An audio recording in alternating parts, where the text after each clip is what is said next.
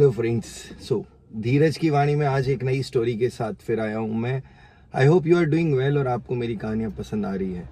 Please do show some love और comment box में ज़रूर बताएं कि आपको कैसी लग रही है ये stories. It gives me the motivation to keep on doing it.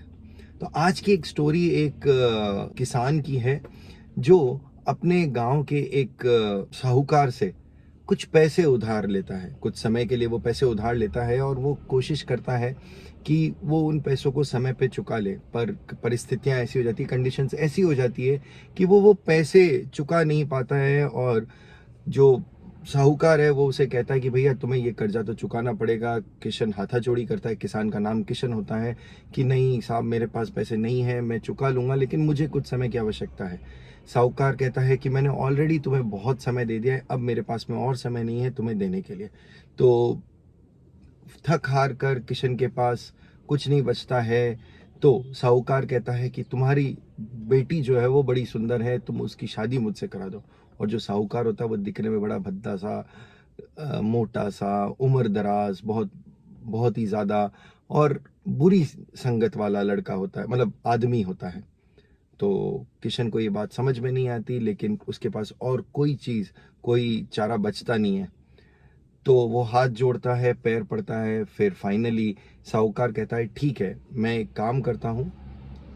मैं वहाँ पर कुछ पत्थर पड़े होते हैं, काले और सफ़ेद पत्थर होते हैं। मैं एक हाथ में काला पत्थर उठा लेता हूँ और एक हाथ में सफ़ेद पत्थर उठा लेता हूँ और तुम्हारी बेटी को एक पत्थर चुनना होगा। मैं दिखाऊंगा नहीं कौन सा पत्थर है, किस हाथ में है, तुम्हें एक दोनों में से एक पत्थर चुनना होगा। और उसे, अगर उसने सफ़ेद पत्थर चुन लिया तो मैं तुम्हारा कर्ज माफ़ कर दूंगा और उससे शादी भी नहीं करूँगा।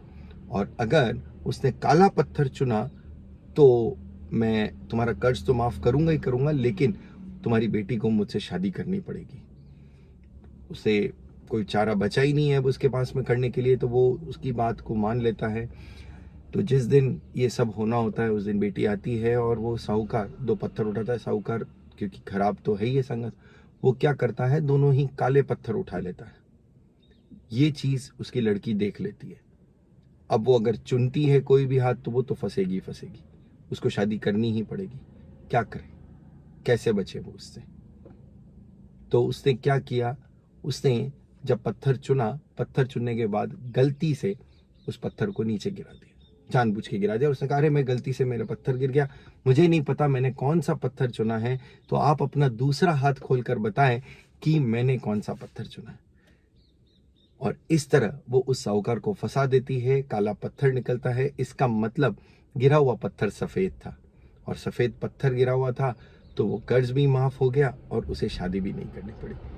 तो जो साहूकार था वो अपनी ही जो चाल थी उसमें उलझ कर रह गया और इस तरह उस बच्ची ने अपने आप को बचा लिया। तो कई बार हमें हमारी कंडीशंस को आउट ऑफ द बॉक्स सोचना चाहिए, ना कि सेम उसी सॉल्यूशन को पता करना चाहिए, मतलब उसी सॉल्यूशन के आसपास घूमना चाहिए कि अब क्या होगा, अब क्या होगा, अब क्या होगा। हम कई बार बहुत परेशान होकर सोचने लगते हैं, लेकिन हमें ये ध्यान रखना पड़ेगा कि कई बार कई चीज़ों का solution out of the box भी हो सकता है। आउट ऑफ द बॉक्स मतलब कुछ हटकर सोचिए, जो दुनिया सोच रही है वैसा नहीं, कुछ अलग सोचिए और आप उसका सोल्यूशन प्राप्त कर सकते हैं। Thank you. सो ये थी आज की धीरज की वाणी। Thank you everyone.